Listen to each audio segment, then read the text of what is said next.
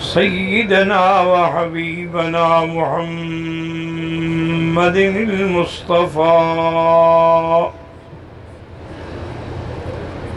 وعلى آله المجتبى وأصحابه النجبى.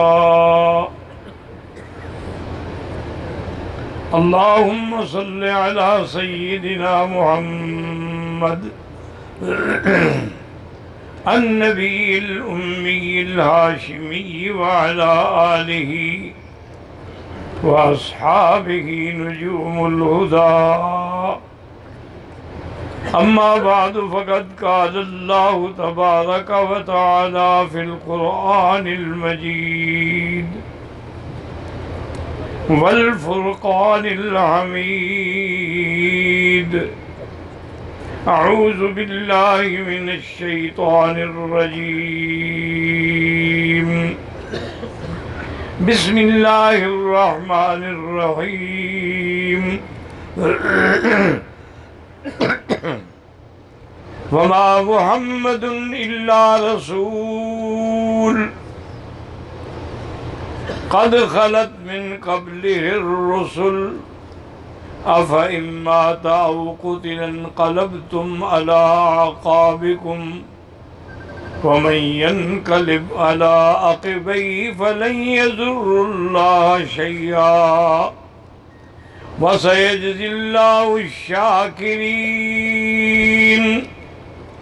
وقال في مقام آخر: بسم الله الرحمن الرحيم.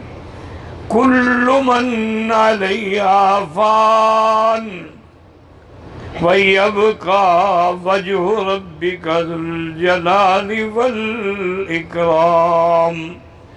قال النبي صلى الله عليه وسلم: إن للموت سكرات اللهم أعني على سكرات الموت، اللهم أعني على سكرات الموت.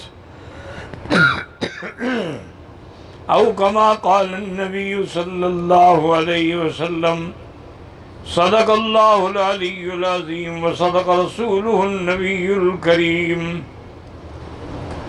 ونحن على ذلك لمن الشاهدين ومن الشاكرين والحمد لله رب العالمين. رب اشرح لي صدري ويسر لي أمري واحلل عقدة من لساني يفقهوا قولي.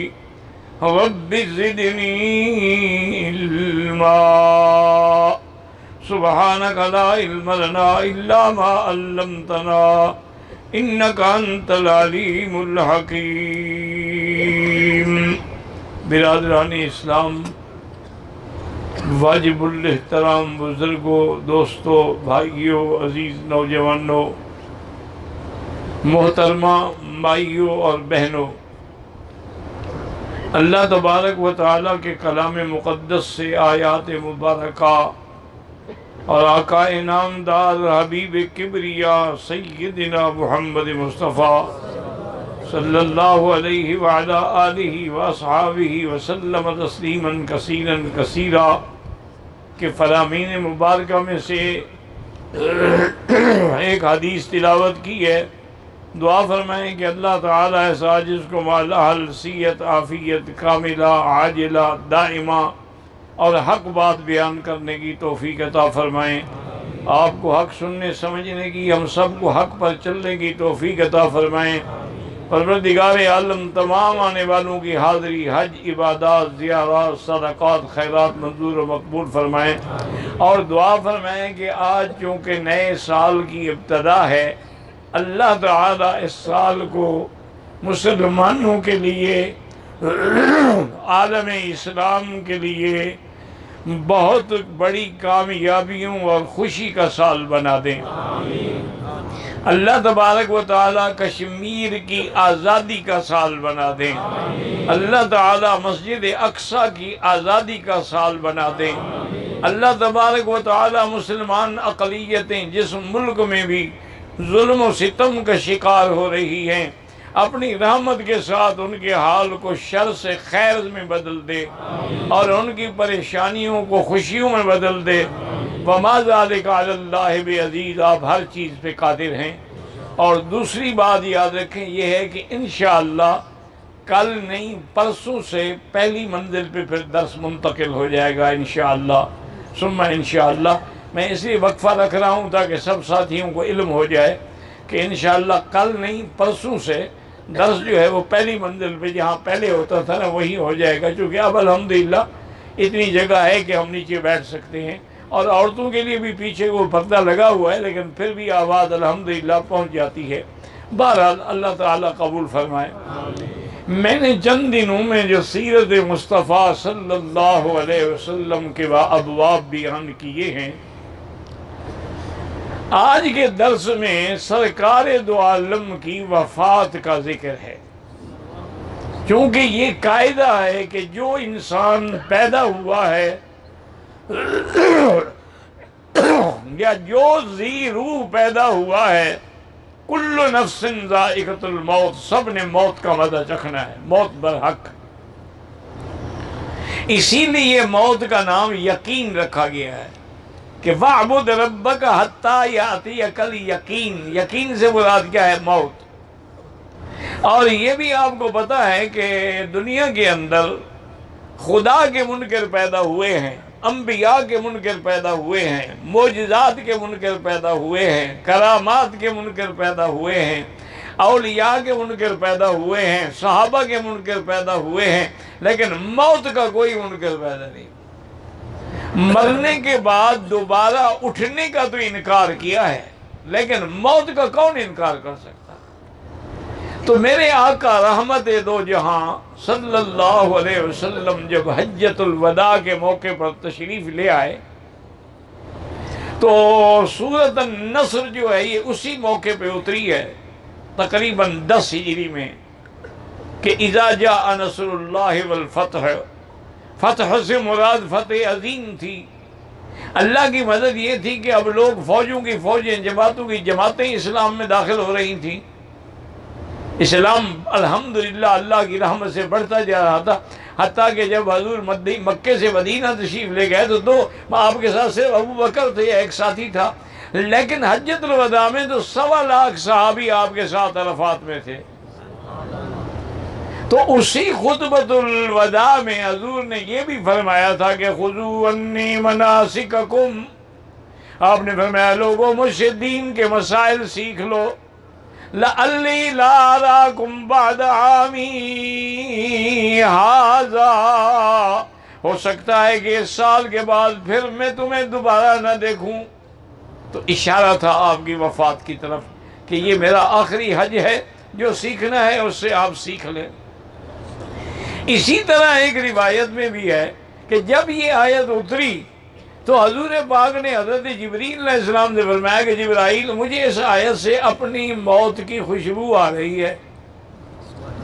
تو حضرت جبریل نے کہا حضور آپ کو فکر کرنے کی کیا ضرورت ہے، وَالْآخِرَةُ خَيْرٌ لَكَ مِنَ الْأُولَىٰ، آنے والی زندگی تو آپ کے لیے اس سے بھی زیادہ بہتر ہے۔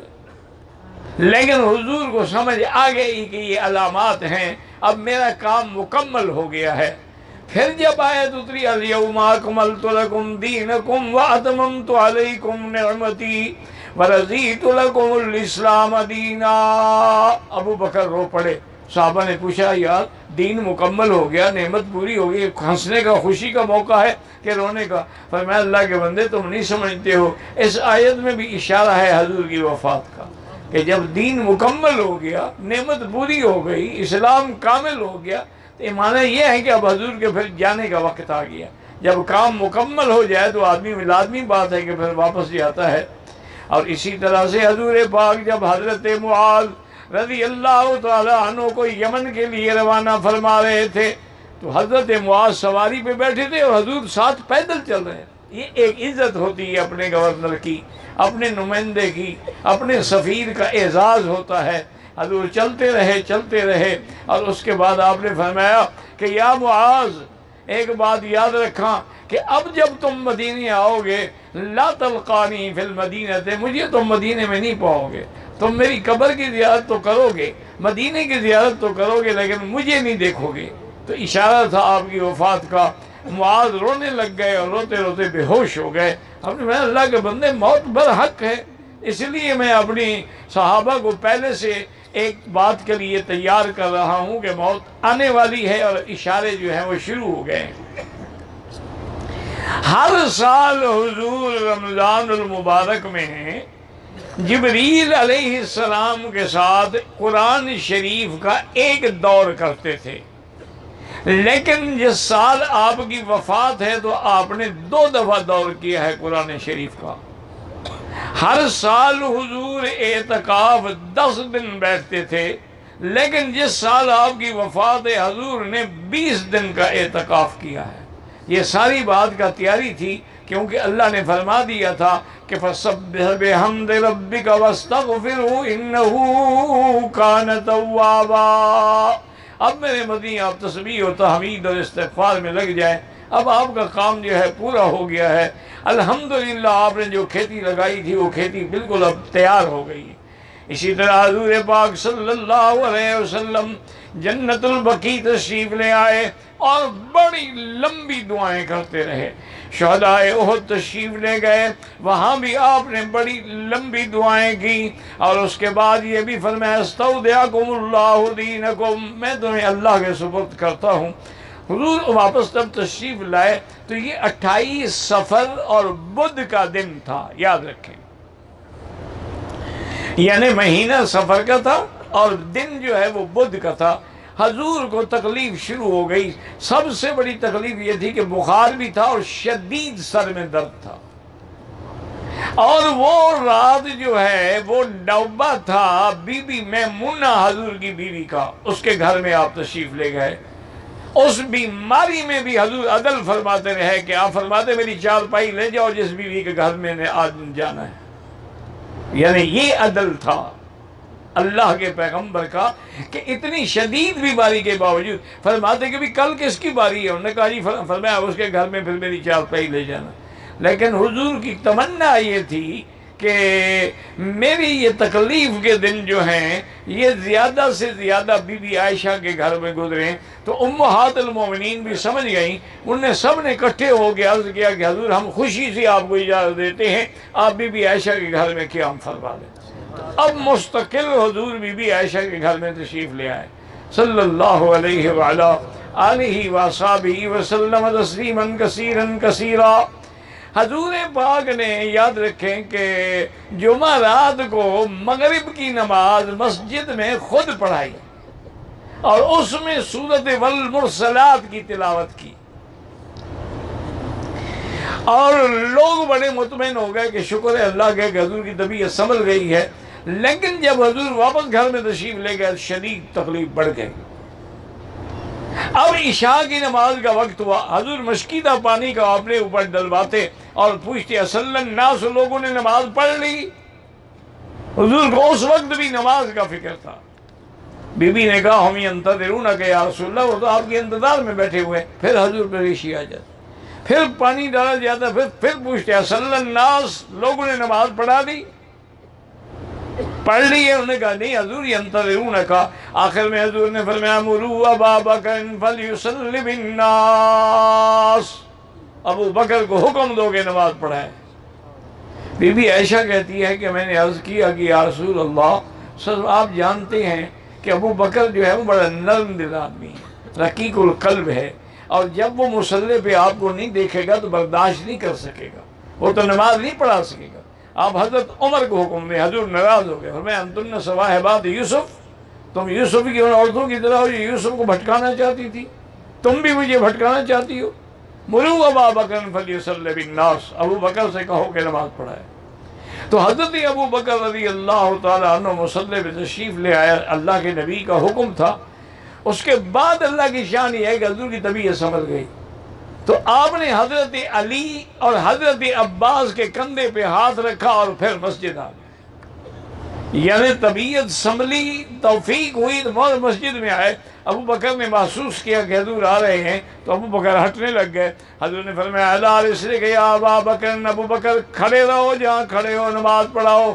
لیکن ابو بکر ہٹتے گئے. حضور اس کے دائیں طرف آگے بیٹھ گئے. اب حالت یہ ہو گئی کہ ابو بکر جو ہے وہ مکبر کی حیثیت میں ہو گئے، حضور خود امام بن گئے، تو حضور پاک نے بیٹھ کے نماز پڑھائی، ابو بکر نے کھڑے ہو کے تکبیر کہتے رہے تاکہ لوگ سن سکیں۔ جب حضور فارغ ہوئے تو آپ نے فرمایا ابو بکر میں نے تمہیں حکم دیا تھا کہ اپنے مقام سے نہ ہٹو، تم کیوں ہٹے ہو؟ انہوں نے کہا یا رسول اللہ مال ابن ابی قحافہ، ابی قحافہ کے بیٹے کی کیا طاقت ہے کہ یقدم علی رسول اللہ، حضور کے آگے کھڑا ہو جائے، میں یہ کیسے برداشت کر سکتا ہوں؟ تو اب حضور صلی اللہ علیہ وعلا آلہ وصحبہ وسلم تسلیما کثیرا کثیرا واپس تشریف لے آئے۔ تو اب ہر وقت صحابہ آتے تھے، ملتے تھے، تو ایک دن حضور پاک نے فرمایا کہ ایتونی بقرطاس اکتب لکم لن تضلوا بعدی ابدا، ایک کاغذ قلم لے آؤ، میں کچھ لکھوا دوں تاکہ میرے بعد پھر تم کسی غلطی میں کسی گمراہی میں نہ پڑ جاؤ۔ تو حضرت عمر نے فوراً کہا، اس نے کہا کہ حسبنا کتاب اللہ۔ انہوں نے کہا کہ حضور اللہ کا قرآن، مقصد یہ تھا حضرت عمر کا کہ حضور بیمار ہیں، تکلیف ہے، اب ہم اس وقت آپ سے اگر دین کا کوئی مسئلہ ہے تو دین تو مکمل ہو گیا، اب مزید حضور کیا لکھیں گے؟ اگر کوئی دنیاوی بات ہے تو پھر ہم حضور کو تکلیف کیوں دیں؟ اسی کو روافض نے اور شیعہ نے بڑا مسئلہ قرطاس بنا کے لوگوں کو گمراہ کیا ہے کہ حضور حضرت علی کی خلافت لکھنا چاہتے تھے لیکن عمر نے نہیں لکھنے دی۔ انہوں نے اس مسئلے پر بڑے بڑے مناظرے بھی ہوئے، بڑی بڑی انہوں نے کتابیں بھی لکھی ہیں جو جھوٹ کا پلندہ ہے، جن میں کوئی حقیقت نہیں ہے۔ پہلی بات تو یاد رکھیں یہ ہے کہ اگر حضور نے فرمایا کاغذ قلم لے آؤ تو یہ کاتب کا کام ہوتا ہے لے آئے یا دوسرے کا کام ہوتا ہے؟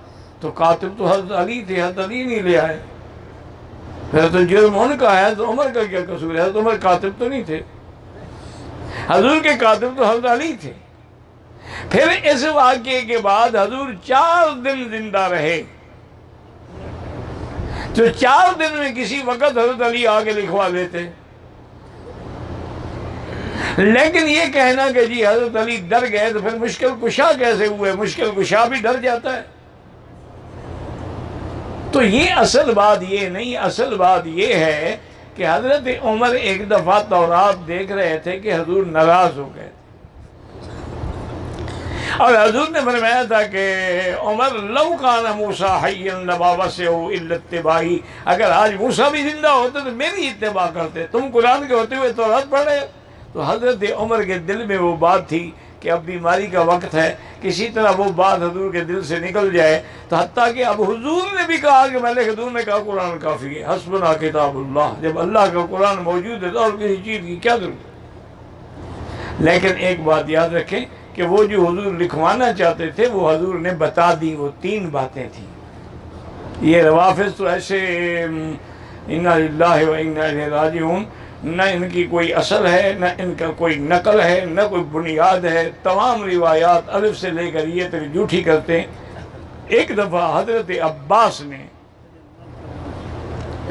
حضرت علی سے آگے کہا کہ علی بات سنو، انی اعلم بعلامات موت قریش، قریشیوں کی موت کے وقت جو علامتیں ہیں نا وہ میں جانتا ہوں، حضور کی موت کا وقت قریب آ گیا، میں تمہیں مشورہ دیتا ہوں کہ تم حضور سے خلافت لکھوا لو تاکہ آپ کے بعد کوئی جھگڑا ہی نہ ہو۔ حضرت علی نے کہا کہ میں حضور کیا کہہ رہے ہو؟ واللہ مجھے اللہ کی قسم ہے میں حضور سے نہیں لکھواؤں گا۔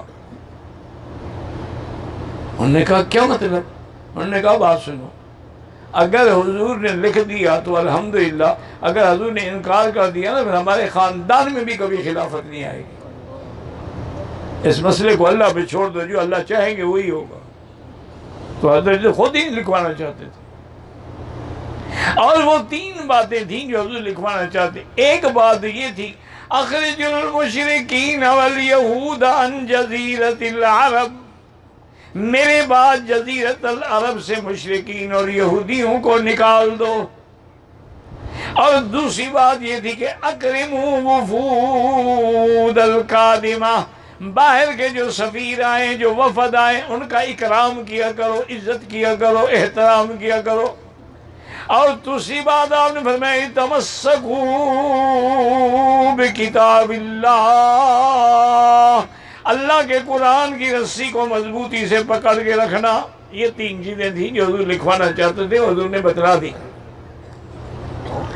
اور اس کے بعد حضور نے یہ بھی فرمایا صحابہ سے کہ لا اخشی علیکم ان تشرکوا، مجھے یہ خوف نہیں ہے کہ میرے بعد تم شرک میں پڑ جاؤ گے، ولکنی اخشی علیکم، مجھے ڈر یہ ہے کہ تمہارے پاس اتنی دولت آ جائے گی کہ کہیں تم بھی دنیا داروں کی طرح دولت پہ نہ لڑ پڑو۔ اللہ کی شان یہ ہے کہ حضور کے گھر میں 12 دینار رکھے ہوئے تھے، حالانکہ یاد رکھیں حضور کی وفات کے بعد حضور کے پاس کچھ بھی نہیں تھا، جو کچھ تھا فرمایا ما ترکنا فصدقۃ، خیرات کر دو۔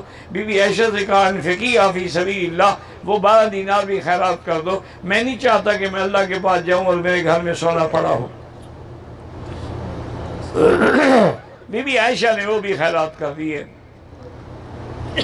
اب عائشہ صدیقہ فرماتی ہیں رضی اللہ تعالی عنہا کہ اسی بیماری کے دور میں سیدہ فاطمہ الزہرا رضی اللہ عنہا تشریف لائیں۔ حضور نے اشارہ کیا، اپنے پاس بلایا اور اس کے کان میں کوئی بات کی جو میں نہیں سن سکی۔ فبکت فاطمہ، بی بی فاطمہ نے رونا شروع کر دیا۔ تھوڑی دیر گزری، پھر حضور نے اشارہ کیا تو بی بی فاطمہ دوبارہ قریب ہوئی۔ اس کے بعد حضور نے کوئی بات کی، میں نے وہ بھی نہیں سنی، لیکن فضحکت فاطمہ، بی بی فاطمہ ہنسنے لگ گئی۔ تو بی بی عائشہ کہتی ہے میں حیران ہو گئی کہ بی بی فاطمہ تو بڑے شان والی عورت ہے، یہ ہنسنے کا مقام ہے، حضور کی وفات کا وقت ہے، بی بی ہنس رہی ہے۔ لیکن میں نے ادباً نہ پوچھا، میں نے کہا بہرحال کوئی راز ہوگا۔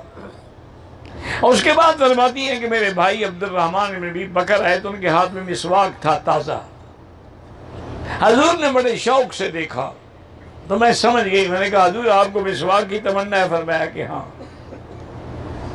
میں نے عبد الرحمن سے مسواک لیا، حضور نے فرمایا عائشہ اب میرے اندر طاقت نہیں، میں اس کو نرم نہیں کر سکتا، تم اس کو نرم کر کے چبا کے مجھے دے دو۔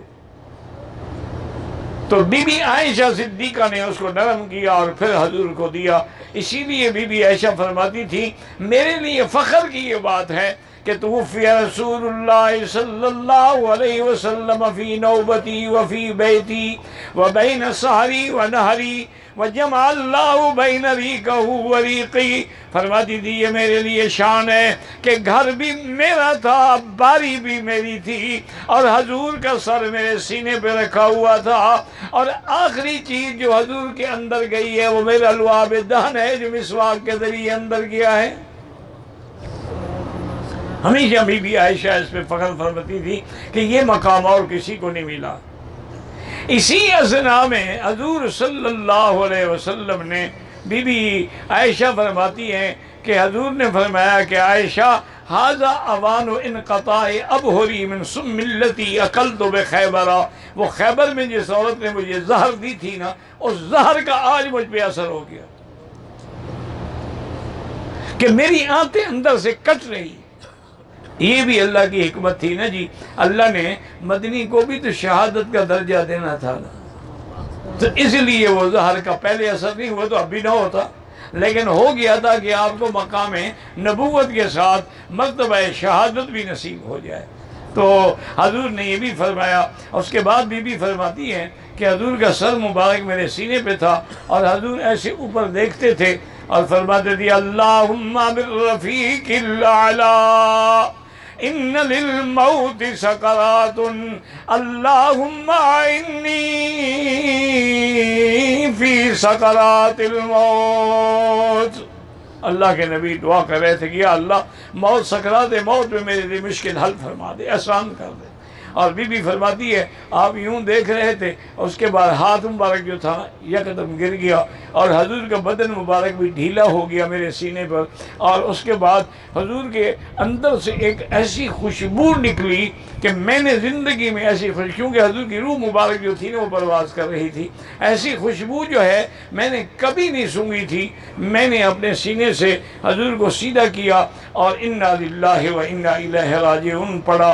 میرے ابا آئے، روتے ہوئے داخل ہوئے اور آپ کے پیشانی پہ بوسہ دیا اور کپڑا مبارک ٹھیک کیا اور کہا عائشہ ہاذا قمرک الذی رأیتی، وہ جو تم نے خواب دیکھا تھا کہ میرے حجرے میں چاند اترا ہے، آج پہلا چاند تیرے گھر میں اتر گیا ہے۔ اب صحابہ جمع ہو گئے۔ سب سے بڑا مسئلہ تو یہ تھا کہ صحابہ کہتے ہیں کہ ہمارا عالم یہ ہو گیا کہ کئی صحابہ تو بے ہوش ہو کے گر پڑے، اور کئی صحابہ جو تھے وہ مدینہ چھوڑ کے پہاڑوں میں چلے گئے۔ کئی صحابہ رو رو کے دعا کرنے لگے کہ اللہ ہمارا آنکھوں کا نور چھین لے، اگر ہمیں حضور نظر نہ آئے تو ہم کیوں دیکھیں کسی اور کو۔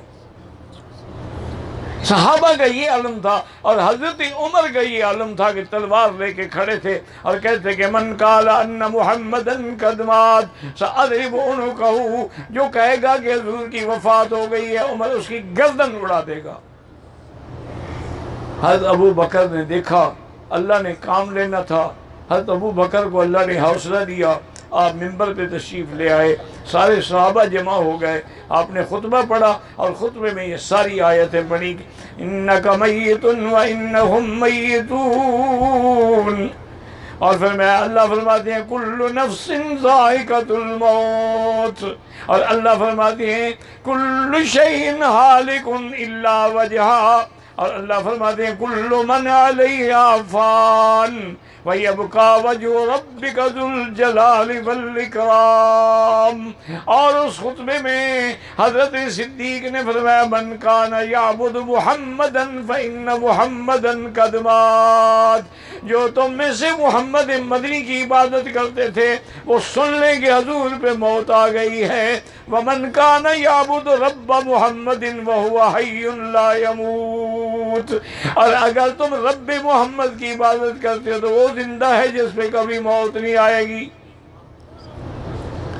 حضرت عمر فرماتے ہیں کہ میں نے جب قرآن کی آیتیں سنی مجھے ایسے معلوم ہوا کہ آیتیں آج اتری ہیں، میں نے پہلے پڑھی بھی نہیں ہیں، اب میں بھی مطمئن ہو گیا کہ واقعی حضور پہ موت آ گئی ہے۔ لیکن اب مسئلہ یہ ہوا کہ بھی حضور کے غسل کا، کہ آپ کو غسل دینا ہے، کیا کپڑے مبارک آپ کے اتارے جائیں یا نہ اتارے جائیں؟ ایک غیبی آواز آئی کہ اللہ کے پیغمبر کے کپڑے مت اتاریں، انہی کپڑوں میں غسل دے دیں، تو یہ مسئلہ تو حل ہو گیا۔ اب دوسرا مسئلہ یہ تھا کہ حضور کا دفن کہاں ہو۔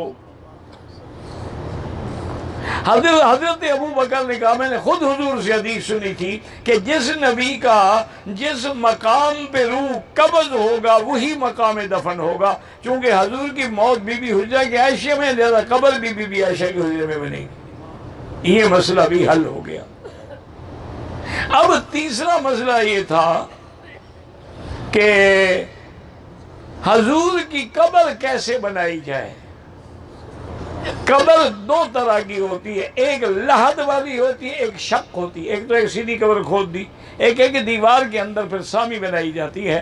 تو اب انہوں نے کہا اب کیا کریں، لحد والی قبر بنائی جائے یا شق والی بنائی جائے؟ انہوں نے کہا ایسا کرتے ہیں کہ شق کی قبر بنانے والے ابو عبید اللہ ہیں اور لحد والی ابو طلحہ ہے، دونوں کی طرف آدمی دوڑاؤ، جو پہلے آ جائے گا اسی پہ عمل کریں۔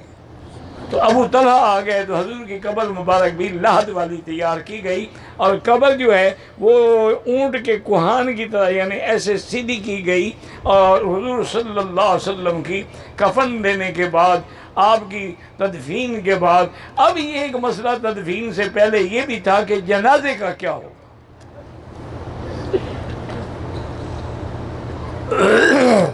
تو وہ کہتی ہیں کہ وہ بھی ہم نے غیبی آواز سنی اور معلوم یہ ہوا گویا حضور کی آواز ہے، آپ نے فرمایا کہ اول من یصلی علی حبیبی من الملائکۃ جبرائیل و میکائیل و اسرافیل و ملکۃ الموت و ملائکہ کثیرۃ من السماء، سب سے پہلے مجھ پہ جنازہ جبریل، میکائیل، اسرافیل اور ملائکہ پڑھیں گے، اس کے بعد اہل البیت میرے جو ہے وہ جنازہ پڑھیں گے، ان کے بعد تم سب جو ہے داخل ہونے کے بعد صلو علیہ وسلم، تم بھی مجھے اوپر صلاۃ و سلام پڑھو۔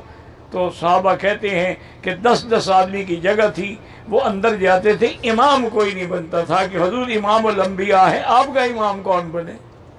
تو وہ 10 آدمی اندر کھڑے ہو کر بغیر امام کے حضور پہ سلام پڑھ کے آ جاتے تھے۔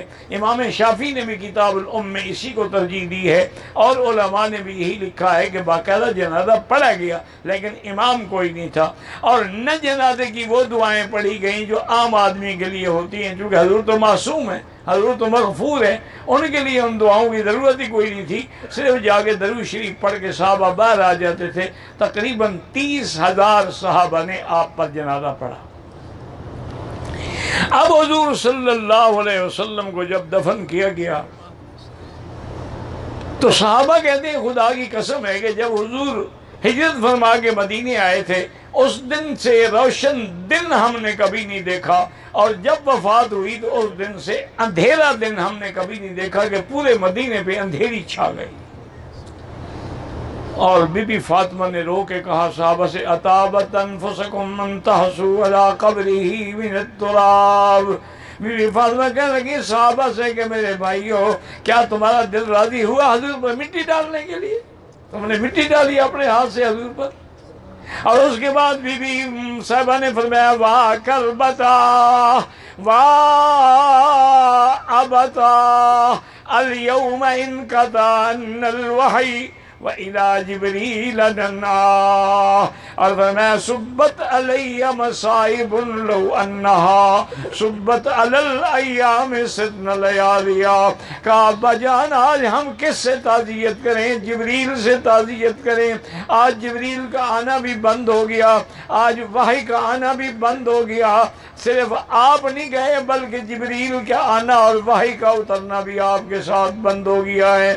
اس کے بعد آپ فرماتی ہیں، بی بی عائشہ کہتی ہیں کہ بی بی فاطمہ آج تو مجھے وہ بات بتا دو کہ تم پہلے رونے لگ گئیں۔ انہوں نے کہا جب میں پہلی دفعہ قریب ہوئی تو حضور نے فرمایا کہ فاطمہ میری موت کا وقت آ گیا۔ صلی اللہ علیہ وسلم، صلی اللہ علیہ وسلم۔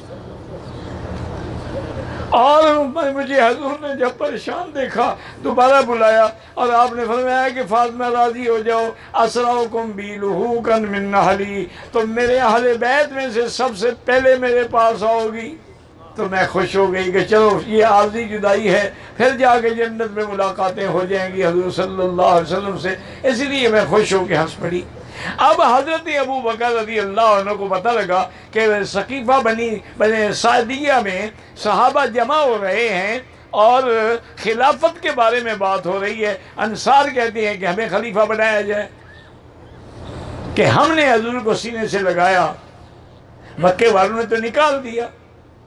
حضرت ابو بکر رضی اللہ تعالیٰ تشریف لے آئے، آپ نے فرمایا انصار سے کہ تم ہمارے بھائی ہو، ہم تمہارا اکرام کرتے ہیں، تم نے ہمارا اکرام کیا ہے، لیکن حضور کی ایک حدیث ہے کہ لا خلافت الا فی قریش، میرے بعد خلیفہ قریشیوں میں سے بنے گا۔ انہوں نے کہا تو بس اب ہم اپنی درخواست واپس دیتے ہیں چونکہ ہم تو انصار ہیں، اب قریشیوں میں کون بنے گا؟ اچھا ایک بات یہ بھی آئی، حضرت ابو بکر کہنے لگے کہ منا وزیر ومنکم منا امراء ومنکم وزیر، امیر ہمارے بنتے رہیں گے، وزیر ہم انصار سے دیں گے۔ حضرت عمر کھڑے ہو گئے، فرمایا لا یا ابا بکر، کوئی نہیں، آپ خلیفہ بنیں گے۔ اس کی وجہ یہ ہے کہ یہ 3 چیزیں ہیں جو کسی میں نہیں۔ ثانی اثنین اذ ہما فی الغار، یہ قرآن تیرے حق میں اترا ہے اذ یقول لصاحبہ، یہ قرآن تیرے حق میں اترا ہے، لا تحزن ان اللہ معنا، یہ قرآن تیرے حق میں اترا ہے تو تیری صحابیت، اللہ کی معیت تیرے ساتھ ہے۔ اور پھر سب سے بڑی بات ہے قدمک رسول اللہ، اللہ کے نبی نے مصلی پہ تمہیں کھڑا کیا ہے۔ جب دین کا تمہیں امام بنایا ہے تو ہم تمہیں دنیا کا امام کیسے نہ بنائیں؟ فبایا عمر فبایا اصحاب رسول اللہ، سب سے پہلے حضرت عمر نے بیعت کی، پھر سب صحابہ نے بیعت کی، اور 3 روز تک حضرت ابو بکر خطبہ دیتے اور فرماتے لوگو اگر تمہیں میری بیعت سے اعتراض ہو میں اب بھی استعفیٰ دینے کے لیے تیار ہوں، اگر تم راضی ہو فَإِنْ أَحْسَنْتُ فَأَعِينُونِي، اگر میں اچھا کام کروں میری مدد کرنا، وَإِنْ أَسَأْتُ فَقَوِّمُونِي، اور اگر میں غلطی کروں تو مجھے سیدھا کر دینا، لیکن میرا استعفیٰ لے لو تو زیادہ اچھی بات ہے۔ حضرت علی غصے میں کھڑے ہوئے اور کہا کہ یا ابا بکر لا نکیلک ولا نستقیلک، نہ ہم چھوڑیں گے نہ آپ سے استعفیٰ لیں گے، کیف اؤخر من قدم رسول اللہ، ہم اس کو پیچھے کیسے ہٹائیں جس کو حضور نے مقدم کر دیا ہو۔ تو یہ ساری باتیں ہیں کہ حضرت علی نے خیر بیعت نہیں کی، ساری بات آپ نے بیعت کی اور ہمیشہ حضرت علی کے وزیر رہے رضوان اللہ علیہم اجمعین۔ اللہم ثبتنا علی الایمان وارزقنا حسن الختام واجعل آخر کلامنا لا الہ الا اللہ محمد رسول اللہ۔